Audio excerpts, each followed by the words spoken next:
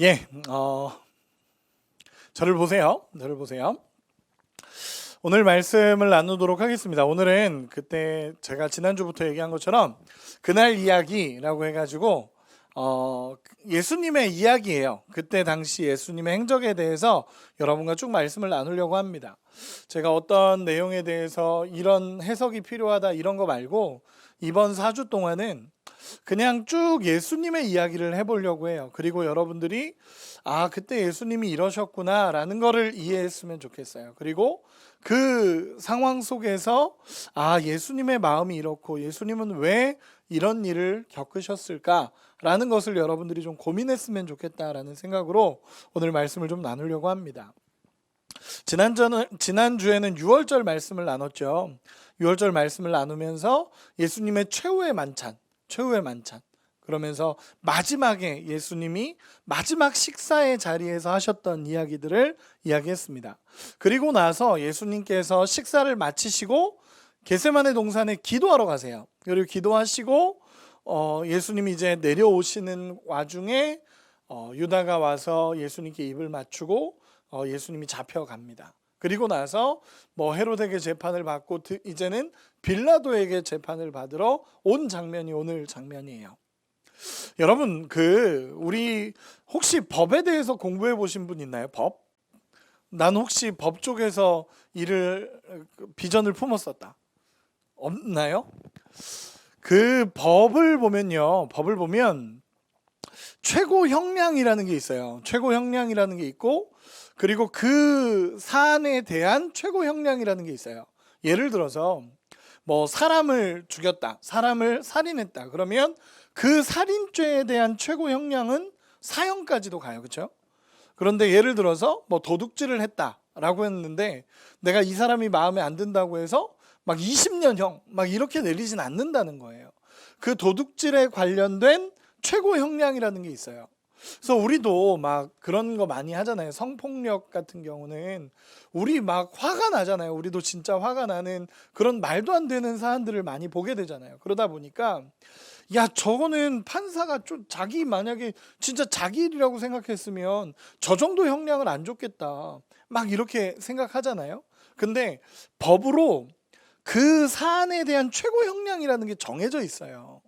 저도 화가 나가지고 예전에 조두순 사건 같은 경우는 화가 나가지고 어떻게 판사가 이렇게 판결을 할 수 있냐 그러면서 찾아본 적이 있었어요. 근데 그때 찾아봤을 때 그 벌에 대한 최고 형량을 내린 거였어요. 그러니까 그 성폭력 범죄에 대한 최고 형량을 준 거죠. 그래서 그렇게 된 거예요. 그날 이후로 성폭력 법이 더 올라갔다 그러더라고요. 최고 형량이 더 올라갔다 그러더라고요. 여러분 마찬가지로 어떤 범죄에 대한 최고 형량이라는 게 정해져 있어요. 그래서 예를 들어서 도둑질은 5년형이 최고 형량이다. 5년 이하에 이렇게 되니까 그럼 도둑질을 했으면 최고 형량이 5년인 거예요. 이런 법이 정해져 있습니다. 법의 테두리라는 게. 판사가 이 사람을 마음에 안 든다고 해서 30년, 40년을 줄 수가 없어요. 그 법에 대한 그 사안에 대한 최고 형량이 정해져 있다는 거죠. 물어봅시다. 여러분들에게 물어볼게요. 예수님이 지금 재판장에 끌려왔습니다. 예수님의 최고 형량이 십자가형일까요? 여러분 어떻게 생각하세요? 예수님이 하신 일들이 십자가형을 받을 정도의 일들이었나요?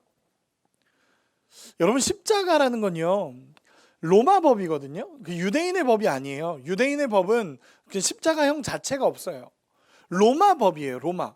자신의 속국이었던 유대의 법이 아니라 자신을 이렇게 압박하고 있는 그 로마의 법이 그것도 법의 최고형이 십자가형이에요. 여러분들에게 한번 물어봅시다. 예수님이 그냥 주관적인 거 다 빼고 우리의 마음 그런 거 다 빼고 그냥 예수님이 하셨던 일들이 십자가형이 맞나요? 그럴 게 한 개도 없어요. 단 하나도 없습니다. 어떤 걸 가져다 놔도 그들이 말하는 진짜 모함하는 그런 아무리 큰 걸 가져다 놔도 모함해서 예수님이 설령 그랬다 하더라도 십자가형은 아니에요. 로마는 굉장히 체계적입니다. 로마 법도 굉장히 체계적이에요. 그러면 지금 그냥 여러분들에게 크게 이야기하면 큰 범주에서 얘기하면 이건 다 불법이에요. 지금 일어나는 빌라도의 모든 재판은 불법입니다.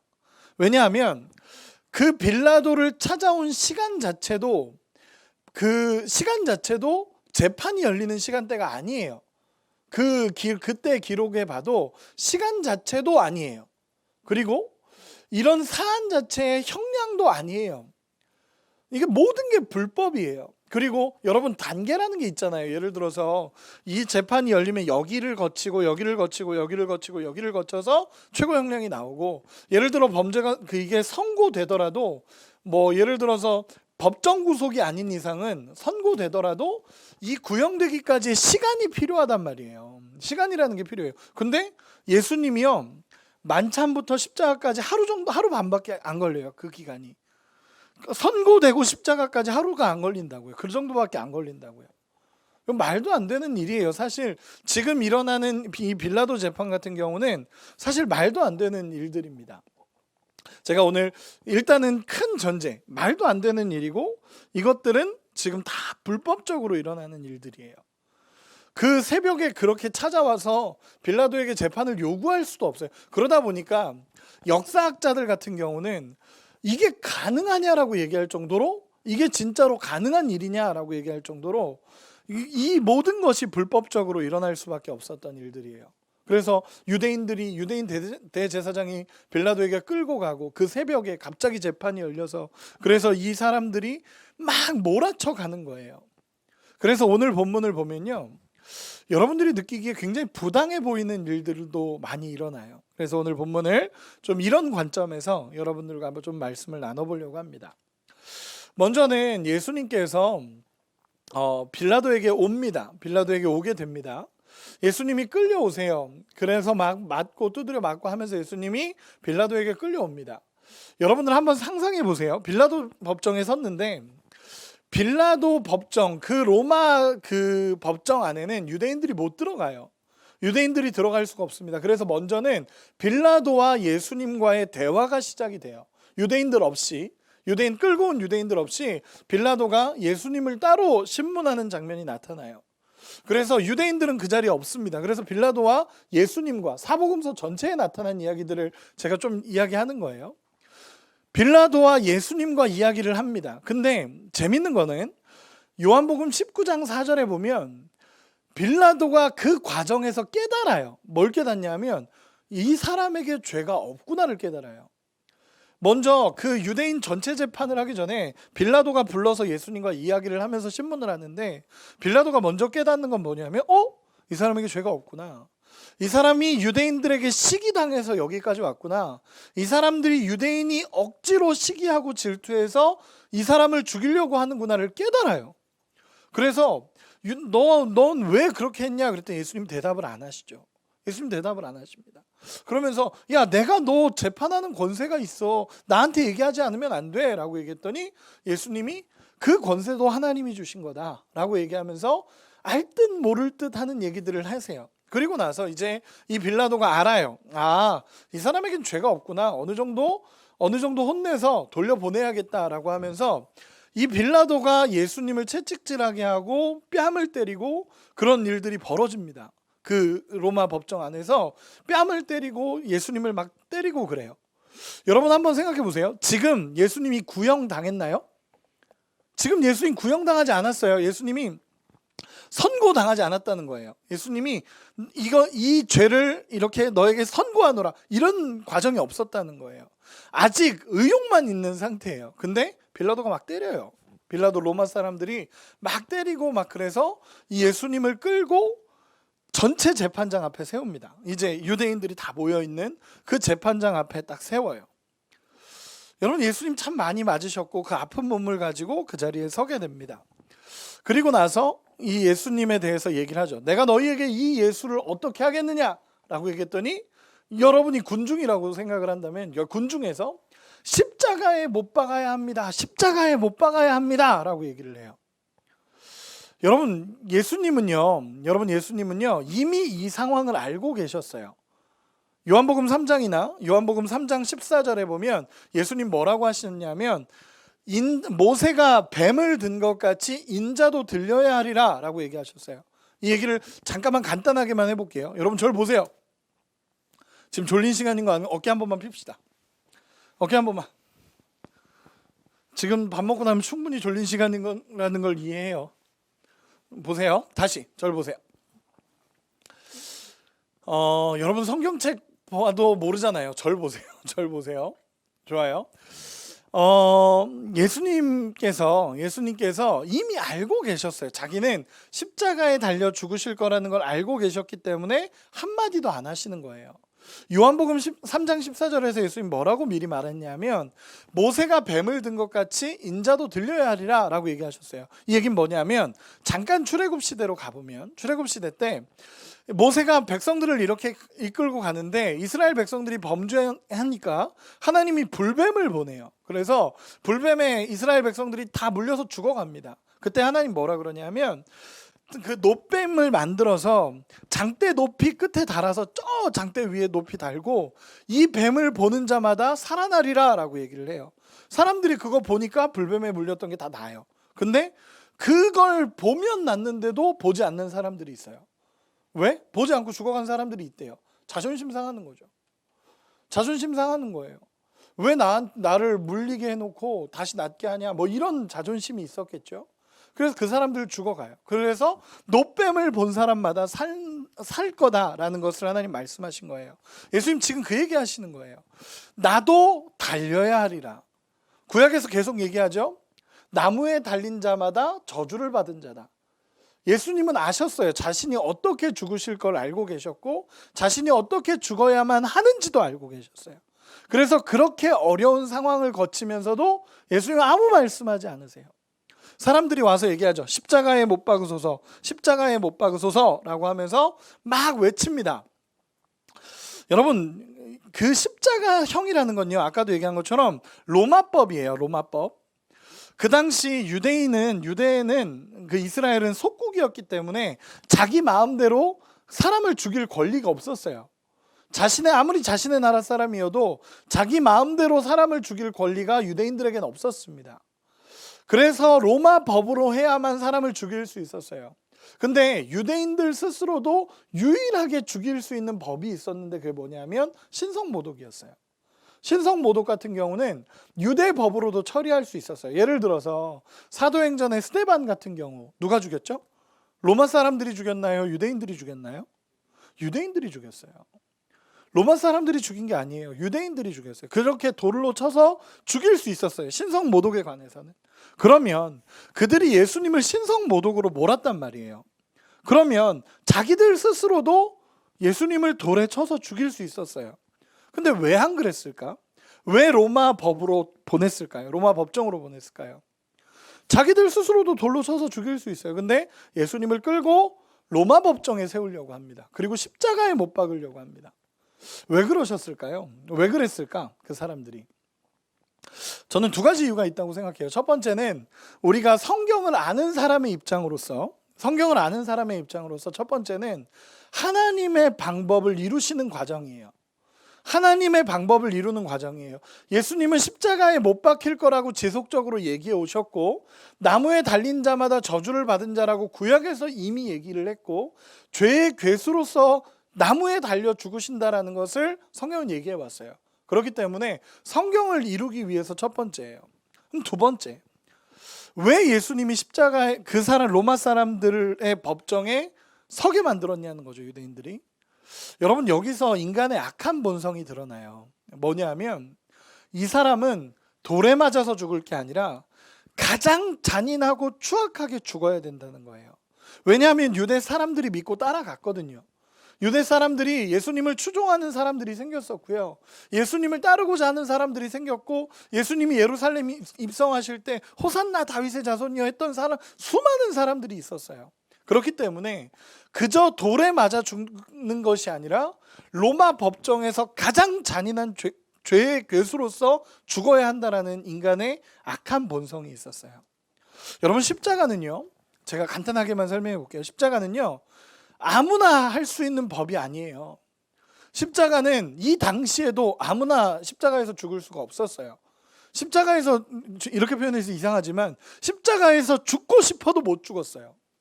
왜냐하면 십자가는요, 제가 세 가지만 설명해 볼게요. 첫 번째는 남자만 죽었어요. 십자가에서는. 그 유대 전쟁사에 기록된 얘기예요. 남자만 십자가에서 죽였어요.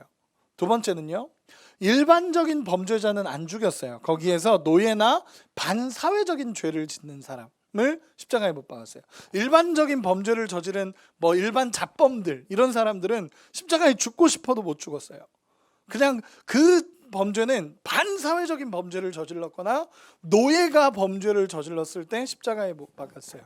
그만큼 무서운 형벌이었어요. 그리고 마지막으로, 여러분, 십자가에서 가장 그 어려운 게 뭔지 아세요? 우리 예수님께서 십자가에서 죽으실 때 우리는 예수님의 그 모습을 보면 막 천조가리 걸치고 있고 그런데, 사실 십자가는 완전히 발가벗겨서 죽이는 그 행위였어요. 십자가는 완전한 그 선고 자체가, 십자가형 자체가 완전히 벌거벗겨서 죽어지는 거예요. 그러면 뭐가 있냐? 수치심이 극도예요. 그리고 여러분, 예수 십자가에 딱 못 박고 나서, 사람들을 십자가에 못 박고 나서 그냥 하고 죽는 게 아니었어요. 기록에 의하면 십자가에 매달리고 일주일도 살고 있었대요. 십자가에 매달려서 일주일을 산 사람들이 있대요. 그냥 피가 다 쏟아져 나오니까 극심한 통증 플러스 극심한 목마름과 그리고 수치심으로 일주일 동안 거기서 매달려서 죽어간 거예요. 여러분, 얼마나 잔인한 형벌이에요. 여러분, 수치심이라는 건요, 인간이 하나님 앞에 범죄하고 나서 제일 먼저 찾아온 게 수치심과 부끄러움이었어요. 아담이 하나님 앞에 범죄하고 나서 부끄러워서 숨었나이다, 두려워서 숨었나이다라고 표현하면서, 이 수치심은 죄가 주는 가장 첫 번째 요소였어요.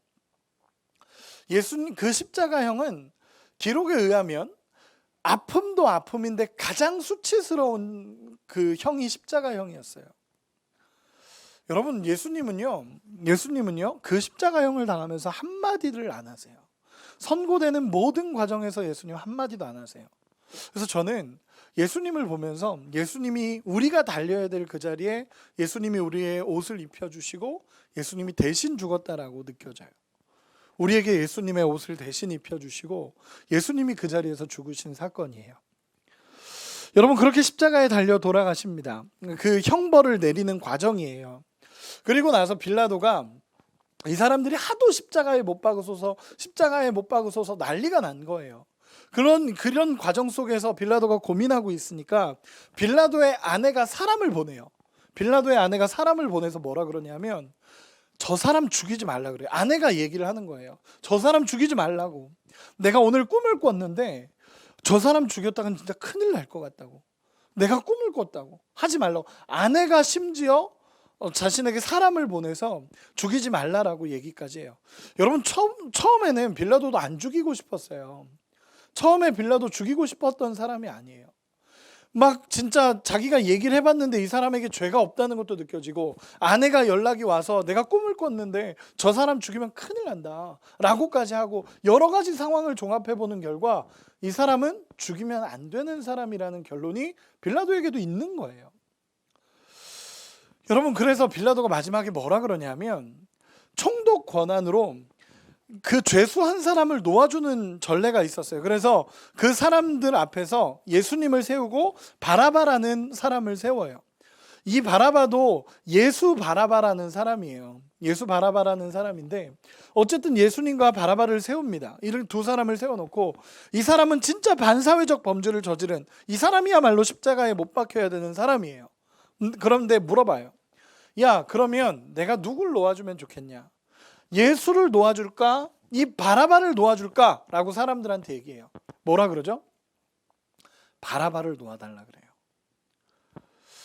여러분, 인간의 죄성이에요. 이 사람은 범죄한 사람이거든요. 이 사람은 십자가에 못 박혀 죽는 게 맞는 사람이에요. 근데 예수님은, 여러분들이 보셨잖아요. 성경을 쭉 보셨잖아요. 성경을 보면서 알잖아요. 주관적인 거 말고 객관적으로 봐도 예수님이 십자가에 달릴 죄를 지은 게 뭐가 있어요? 단 하나도 없어요. 여기서 빌라도가 압니다. 이 사람들이 시기함으로 예수를 넘겨준 줄 알미러라라고 빌라도가 얘기를 해요. 진짜로 이 사람들이 시기함으로 예수를 넘겨준 줄을 안 거예요. 이제 빌라도가 고민을 하는 거죠. 어떻게 해야 되나? 여러분들이 빌라도면 어떻게 하시겠습니까? 내가 알아. 이 사람이 범죄하지 않았다는 것도 알아. 내 아내가 뭔가 이상하대. 그래서 죽이면 큰일 날 것 같대. 절대 죽이지 말라 그래. 모든 상황은 죽이지 말라라고 얘기하고 있어요. 모든 상황은 죽이면 안 된다고 얘기하고 있는데, 이 사람들이, 이 앞에 있는 유대 군중들이 십자가에 못 박으라라고 외치고 있는 상황인 거예요. 여러분들이라면 어떻게 생각하시겠습니까? 선택하시겠습니까? 예수님은 거기서 한마디도 안 하세요. 왜? 이 길을 가야 되시니까. 예수님은 이 길을 가야 되는 거예요. 여러분들에게 이렇게 한 번만 얘기하고 싶어요.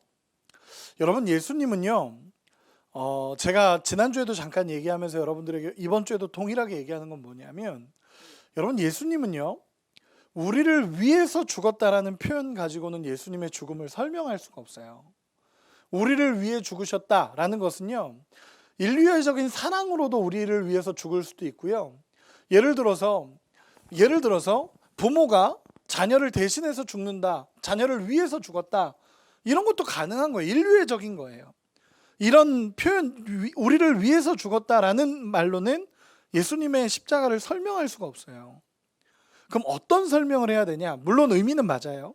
어떤 설명이냐? 여러분, 예수님은요, 우리를 대신해서 죽었어요. 예수님 밖에 하실 수 없는 일이에요. 위에서 죽었다는 건 누구도 할 수 있는 일인데, 대신해서 죽었다는 건요, 그분밖에 하실 수 없는 일이에요. 왜? 그분만 우리를 대신해서 죽으실 수 있어요. 누가 나를 대신해서 죽었다고 해서 이 죄가 사해지지 않아요. 유일하게 한 분, 예수님만 대신 죽는 것이 가능해서 대속이라고 우리는 얘기를 하죠. 여러분, 예수님은 우리를 대신해서 죽으셨습니다. 그 길을 걸어야 되기 때문에 예수님 거기서 한마디도 안 하세요. 단 한마디를 안 하십니다. 자신이 십자가형을 선고받기까지 억울했겠죠. 우리 같으면 제일 억울하지 않았을까? 제일 억울한 거죠. 근데 예수님은 자신이 어떤 길을 걸어가야 될지를 아시니까 그 대속의 과정을 겪고 계신 거예요. 문제는 빌라도예요. 여러분, 빌라도가 마지막에 그런 얘기를 합니다. 빌라도가 예수냐 바라바냐 선택해라 라고 얘기했더니, 바라바를 놓아주십시오 라고 얘기해요. 저는 이 장면도 참 재밌어요. 예수님이 죽으면 바라바가 살고요, 바라바가 죽으면 예수님이 삽니다. 여러분, 예수님이 죽으심으로 인해 바라바가 살아요. 이게 유월절 의미랑 똑같지 않나요? 예수님이 죽으심으로 우리가 살아나는 것과 똑같은 사건이 십자가형에서 선고돼요. 어쨌든 예수님이 그 자리에 서게 됩니다. 마지막으로 빌라도가 이렇게 얘기해요. 화가 나가지고, 이 사람 유대인의 왕이라고 니들이 얘기했던 사람 아니냐.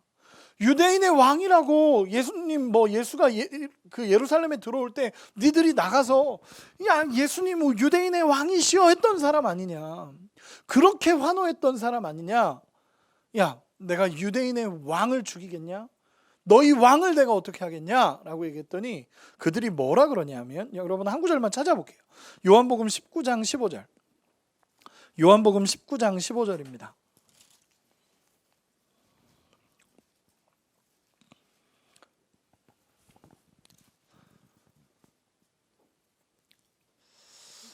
여러분 잘 이해하시고 보세요. 마지막이에요. 유대인의 그 빌라도가 니네 왕 아니냐, 너네 왕 아니냐, 내가 유대인의 왕을 죽이겠냐 라고 얘기했더니 그들이 한 얘기예요. 요한복음 19장 15절 같이 읽겠습니다. 시작. 그들이 소리 지르되 없이 하소서 없이 하소서, 그를 십자가에 못 박게 하소서. 빌라도가 이르되 내가 너희 왕을 십자가에 못 박으랴. 대제사장들이 대답하되 가이사 외에는 우리에게 왕이 없나이다 하니. 아멘. 여러분 잘 보세요. 대제사장들, 유대인의 왕이 누구죠? 하나님이세요. 유대인은 항상 자신들의 왕은 하나님이라고 선포하는 사람들이에요. 여러분 로마의 속국으로 살면서도요, 메시아를 기다리는 이유는 우리의 왕은 하나님이시기 때문에 그들은 그 메시아를 기다리는 거예요. 그 메시아가 오셔서 우리를 해방시켜 줄 거라고 믿기 때문에 유대인들은 기억하고 있는 거예요. 우리의 왕은 하나님이시다. 우리의 왕은 언제나 하나님이시다라고 선포했던 사람들이에요. 그런데 예수님을 못 박는 결정적인 순간에 뭐라 그러죠? 가이사 외에는 우리 왕이 없습니다. 여러분, 가이사가 우리 왕입니다 정도가 아니에요. 가이사 외에는 우리 왕이 없습니다예요. 하나님이 없는 거예요. 겉으로는 하나님을 섬기는 것 같고, 겉으로는 하나님을 믿는 것 같고, 겉으로는 하나님이 우리의 왕인 것 같은데 그 속은 썩어서, 그 속은 완전히 문드러져서 하나님이 왕이라는 사실조차도 잊어버리는 거예요. 그러니까 하나님의 아들이었던 예수가 안 보이는 거예요. 예수님이 아무리 외쳐도 안 들리는 거예요. 아무리 보여줘도 안 보이고, 아무리 알려줘도 안 들리는 거예요. 하나님이 그 마음에 없어요. 결국 유대인들은 하나님이 아닌 권력자 왕을 선택합니다. 그리고 예수님을 십자가에 못 박으라라고 얘기합니다. 여기서 죄의 본 모습을 볼 수 있어요. 예수님을 죽이기 위해 가이사를 선택하는 사람들, 자신의 이익을 위해 세상을 선택하는 사람들의 모습이 그대로 드러납니다. 그리고 나서 여러분들에게 마지막 질문, 이 질문을 끝으로 말씀을 좀 마무리해 보려고 합니다. 여러분들이 이렇게 한번 물어봅시다. 그럼 빌라도는 왜 예수님을 십자가에 넘겼을까요? 밀란이 일어나서 저희가 첫 번째 좋은 대답 나왔어요. 왜 예수님을 십자가에 못 박으라고 넘겼을까? 알거든요. 이 사람이, 예수라는 사람이 죄가 없다는 것도 알고 아내가 그렇게 얘기할 정도면 뭔가 되게 예민한 문제구나라는 것도 깨달아요. 그리고 자기가 느끼기에도, 자기가 먼저 재판을 했을 때도 알고 있고, 이 사람들이 시기해서 예수를 넘겨준 줄도 알아요. 그런데 왜 예수님을 십자가에 넘겨버렸을까요? 그것 때문에 여러분, 우리가 사도신경 항상 외울 때 본디오 빌라도에게 고난을 받아 십자가에 못 박혀 죽으시고, 본디오 빌라도라는 이름이 거기에 새겨져요. 왜 넘겼을까? 한번 찾아봅시다. 쭉 같이 찾아볼게요. 먼저 24절 한 번만 읽어봅시다. 우리 오늘 본문 24절 한 번만 읽어주세요. 27장 24절 같이 읽겠습니다. 시작. 빌라도가 아무 성과도 없이 도리어 밀란이 나려는 것을 보고 물을 가져다가 무리 앞에서 손을 씻으며 이르되, 이 사람의 피에 대하여 나는 무죄하니 너희가 당하라. 아멘. 첫 번째는 뭐냐면 밀란이 나려는 것을 보고 라고 얘기해요. 그리고 한 구절만 더 찾아봅시다. 마가복음 15장 15절. 마가복음, 이 마태복음 뒷장이에요. 마가복음 15장 15절.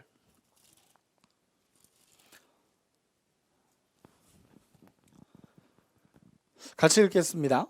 83페이지예요. 마가복음 15장 15절 같이 한번 읽겠습니다. 시작. 빌라도가 무리에게 만족을 주고자 하여 바라바는 놓아주고 예수는 채찍질하고 십자가에 못 박히게 넘겨주니라. 무리에게 만족을 주기 위해서였어요. 그 사람들에게 만족을 주기 위해서. 그리고 누가복음 23장 25절 마지막으로 한 구절만 더 찾아봅시다. 누가복음 23장 그 다음이에요. 23장 25절. 23장 25절입니다. 같이 읽겠습니다. 시작. 그들이 요구하는 자 곧 밀란과 살인으로 말미암아 옥에 갇힌 자를 놓아주고 예수는 넘겨주어 그들의 뜻대로 하게 하니라. 아멘. 여러분, 뭐냐 하면요, 사람을 두려워하는 자의 모습이에요. 하나님을 두려워하냐 사람을 두려워하냐의 모습이에요.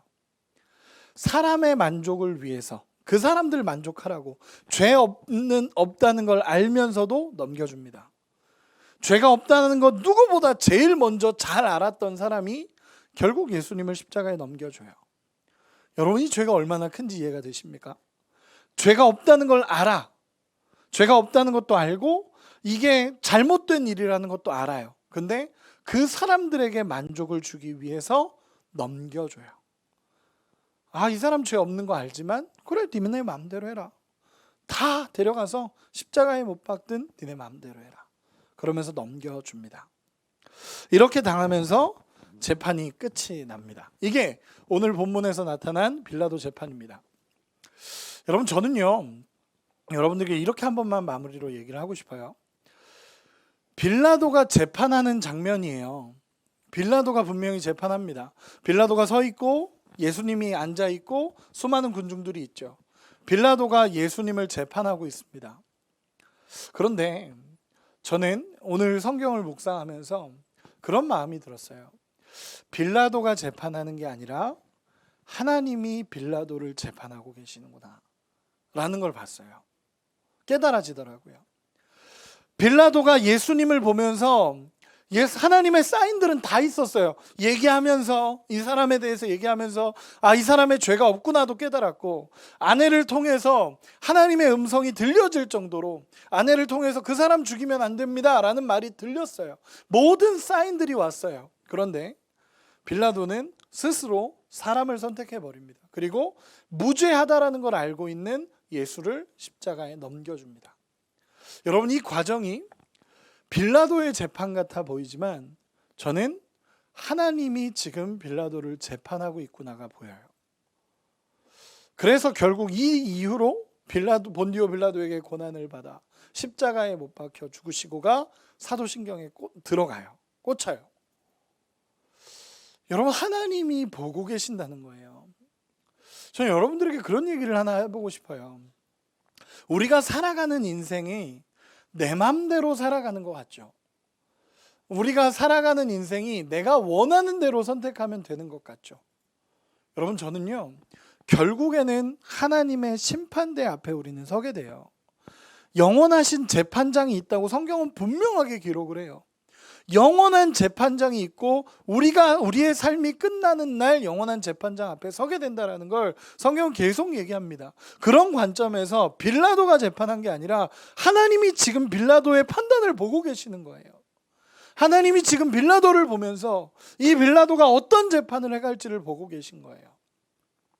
제가 어제 결혼식을 다녀왔어요. 제가 어제 결혼식을 다녀왔는데 저는 그런 결혼식은 처음 봤습니다. 재벌가의 결혼. 저는 처음 봤어요. 제가 이제 제 사촌 동생이 이제 경상도 사람이거든요.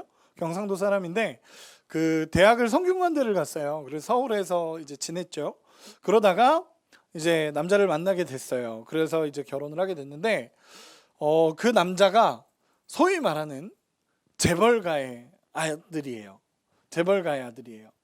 그래서 그 결혼식장을 가보게 됐죠. 결혼식장을 갔는데 저는 그런 결혼식장을 처음 봤어요. 제가 들어가서 너무 놀라서 저도 이제 서울 살았으니까 웬만한 예식은 다 가봤을 거 아니에요.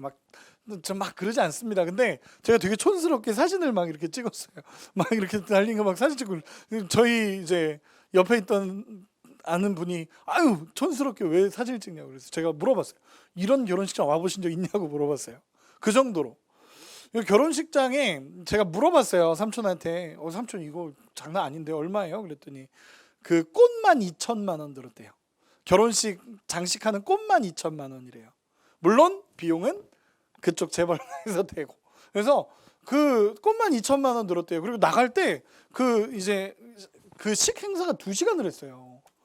1시간을 밥 먹었어. 나는 빨리 뷔페 같은 데 가서 빨리 먹는 게 나한테 맞는데 코스로 나오는 거예요. 조금씩. 너무 저랑 안 맞는 거죠. 너무 안 맞는 거죠. 먹는데 1시간 넘게 걸렸어요. 그러니까 계속 이제 1부 결혼식하고 2부 축가 행사하고 막 그걸 계속 있는 거예요. 그 자리에. 전 다 먹고 났는데 집에 가서 라면 끓여 먹고 싶었어요. 양이 안 되더라고. 어쨌든 그런 결혼식을 갔었어요. 그리고 그 수많은 꽃들은 이제 나갈 때 옆에 있는 꽃을 이렇게 꽃을 빼서 밖에 나가면 그걸 꽃다발로 만들어줬어요. 그리고 이렇게 해서 다 나눠주더라고요. 그런 결혼식장을 처음 가봤어요. 그리고 이제 2부 행사를 하는데 제 사촌 동생이 앞에 나와서 이제 얘기를 하는 거예요. 그 남편도 먼저 와서 여기 와서 축하해 주신 분들 모든 분들 고맙습니다 막 얘기하고 제 이제 사촌 동생 여자애가 나와서 얘기를 하는 거죠. 이 자리에 참석해 주신 모든 분들 정말로 감사합니다. 그러면서 한 얘기가 저는 경상도 사람 중에 가장 결혼을 잘한 사람인 것 같습니다. 뭐 이런 얘기를 하는 거예요. 그래서 그 얘기를 듣고 막 사람들 웃고 박수치고 막 그랬죠. 근데 제가 제 마음에 우리 집안에서 예수 안 믿는 가정이거든요.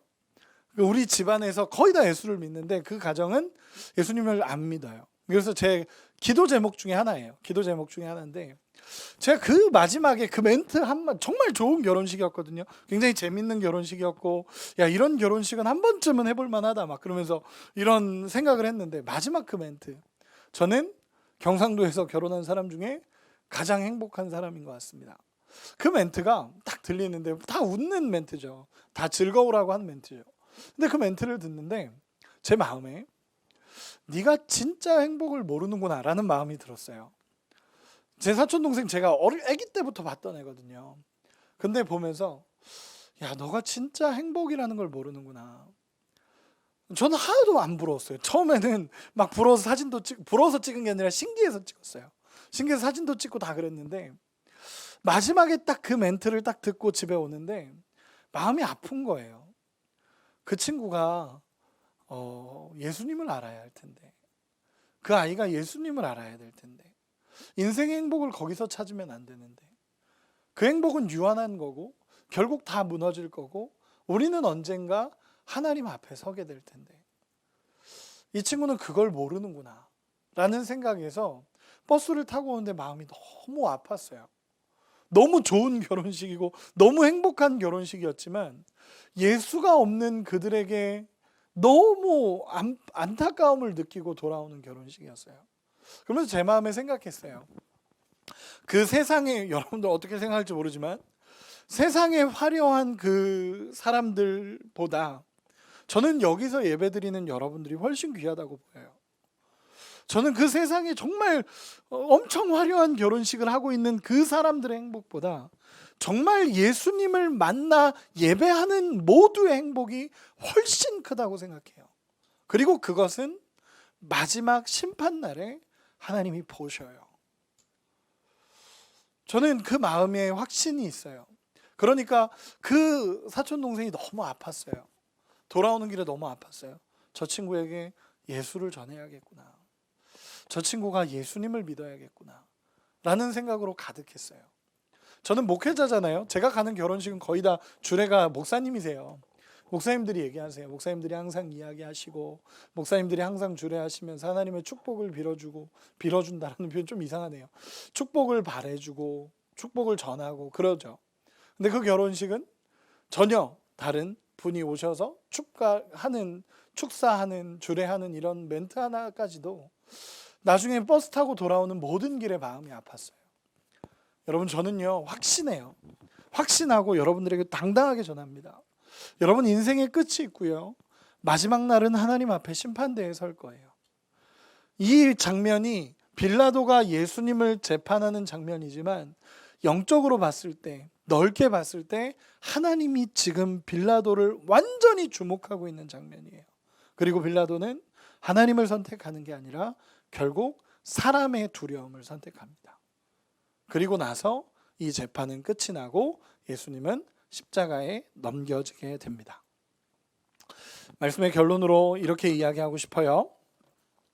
여러분 우리 인생도 마찬가지예요. 하나님이 다 보시는 과정입니다.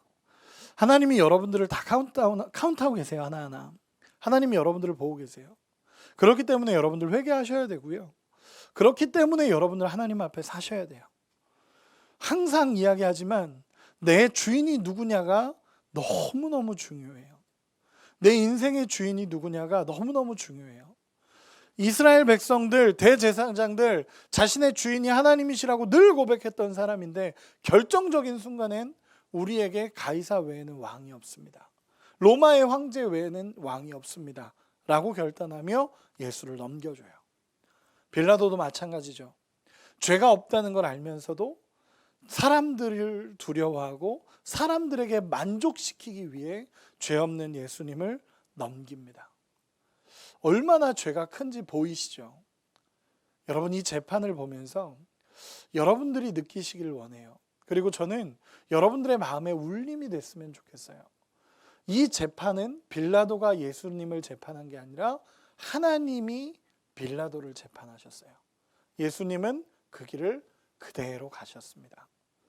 여러분들 인생에 하나님을 보는 은혜가 있기를 원합니다. 그리고 하나님이 내 인생의 주관자라는 것을 깨닫고 주님 앞에서 살아가는, 정말 하나님을 선택해가는, 혹 내 맘대로 선택했다면 하나님 앞에 회개하고 다시 엎드릴 수 있는 그런 인생이 되기를 예수님의 이름으로 축원합니다.